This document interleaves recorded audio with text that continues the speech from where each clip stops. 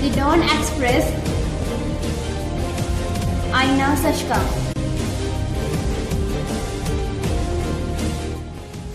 मैं Jagdish Tiwari, the Dawn Express में आपका स्वागत है। आशा है आप सब सुखी व स्वस्थ होंगे। आज हम आपको 2 वायरल वीडियो दिखा रहे हैं। आशा है आपको पसंद आएंगे।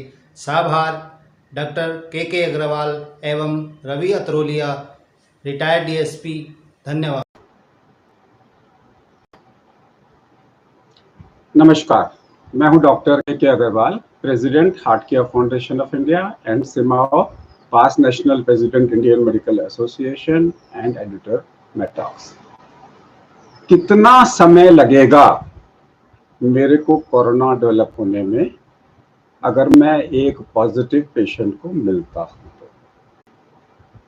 कंफ्यूजन है लोगों के मन में। आइए इस कंफ्यूजन को दूर करने की कोशिश करते हैं। अगर किसी एक पेशेंट को टीबी है, फेफड़ों का टीबी है, उसका स्पूटम में एएफबी पॉजिटिव है और वो मेरे साथ में प्लेन में जर्नी कर रहा है और 4 घंटे के बाद में हमारा प्लेन लैंड कर जाता है, मेरे को टीबी होने के चांसेस बहुत कम हैं अगर वो मेरे साथ में भी बैठा हुआ है तो। क्योंकि टीबी का एक्सपोजर टाइम मेरे को कम से कम 8 घंटे का चाहिए।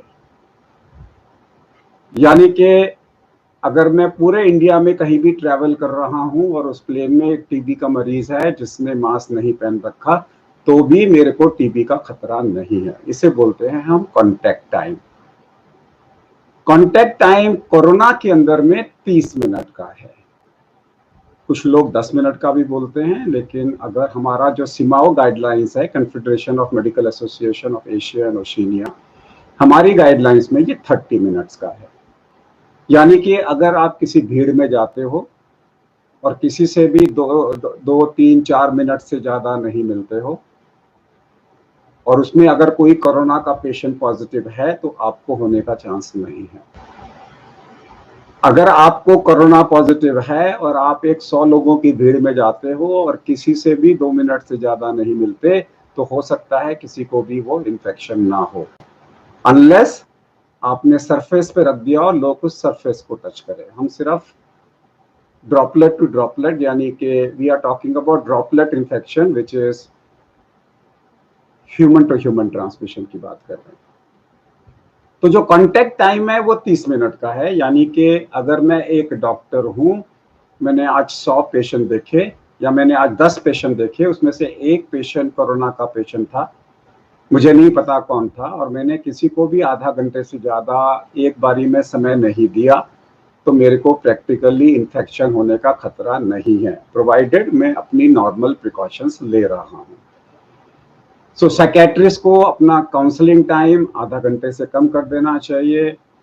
डॉक्टर सर्जन्स को अगर उनका surgical time less than 30 minutes है, it is fine. If it is more than 30 minutes तो डेफिनेटली 2 सर्जन्स को मिलकर सर्जरी करनी चाहिए, ताकि कोई भी एक सर्जन को आधा घंटे से ज़्यादा का सर्जिकल टाइम ना हो।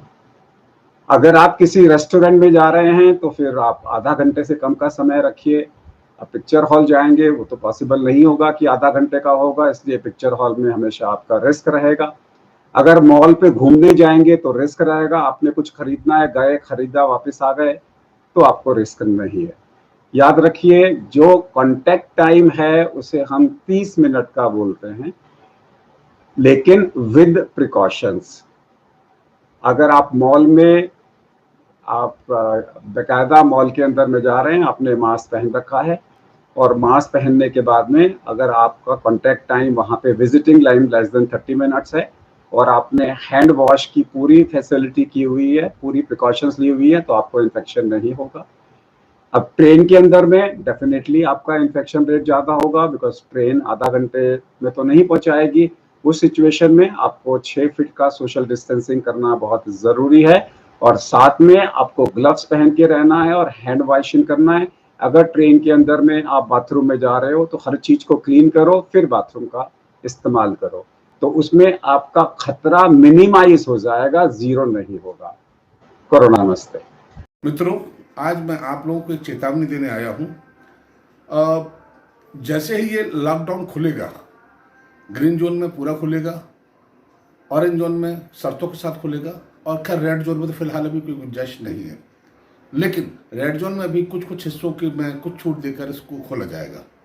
मैं आपको आगाह करने जा रहा हूं कि विगत 2-2.5 महीने में जिस तरह से आर्थिक गतिविधियां रुकी हुई थी, आमदनी लोगों की रुकी हुई थी, बल्कि इस दौरान में उनके खर्च होते रहे, तो इस तरह से आर्थिक संकट तो पैदा हो चुका है, ये तय है। तो जैसे ही लॉकडाउन खुलेगा वैसे ही अपराधी तत्व सक्रिय होने की स्थिति में आ जाएंगे, और उनकी वजह से ये मान के चलिए कि पुलिस को अभी तो कभी सीसीटीवी कैमरों में देख के पकड़ लेती आरोपी को, लेकिन अब हालात ऐसे हैं कि वो सभी मास्क लगाए घूम रहे होंगे, तो उनको पहचान पाना आसान नहीं होगा। तब ज़रूरी है कि आप और हम सावधान रहें। चूंकि मैं एक रिटायर्ड पुलिस ऑफिसर हूं, तो आपको ये सलाह दे रहा हूं कि जब भी आप लॉकडाउन में जो भी शिथिलता मिलती है या पूरी छूट मिलती है, उसमें जब भी आप घर से निकलें तो अपने पास कोई भी कीमती जेवरात, रुपये पैसा कोई खास ज़्यादा लेकर ना चलें, क्योंकि अपराधी तत्व जो खुद इस वक्त परेशान हो चुके हैं और काफ़ी तकलीफ में जी रहे हैं, वो काफ़ी सक्रिय होंगे।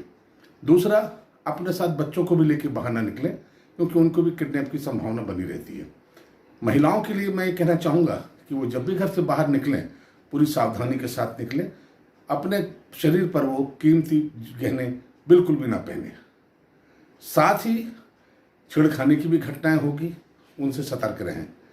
तो ये सावधानी आपको खुद बरतना है। जिस तरह से आपने लॉकडाउन में कोरोना से अपने आप को बचाने के लिए अपने अपने घर में आपने बंद कर रखा है, इस तरह से आप जब शिथिलता मिले तब भी आप ऐसा ही करिए। दूसरी बात ये कहना चाहूँगा कि घरों पर भी महिलाएं और लोग सतर्क रहें।